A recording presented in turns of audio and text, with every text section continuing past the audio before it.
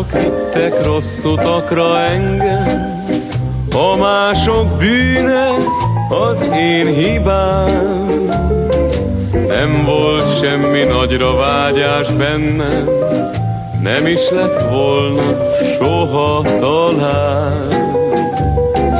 Tudom, hogy most intőt érdemelnék, ha osztályoznák az életet, de mindig kettőn áll a vásár, és az út elágazásnál szívem megtévedett.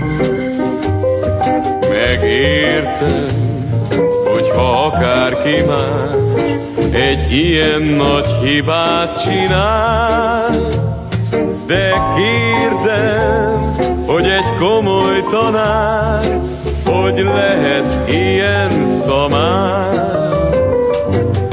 Mások vittek rossz utakra engem, de most az élet kiúzanít. A hamis gyöngy színes varázsa, csak az üveg csillogása, s ez még nem boldogít.